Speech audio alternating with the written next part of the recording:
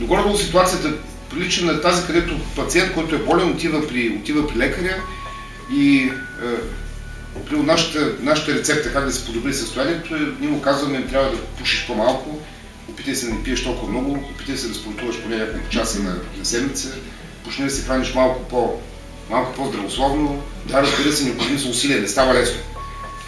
А от другата страна се казва, сега ще ти дам едно чудодейно хапче и като го изпиеш, на следващия ден ще бъдеш абсолютно здрав. Абсолютно здрав и няма значение какво правиш. Веднага след образованието идва магистралата.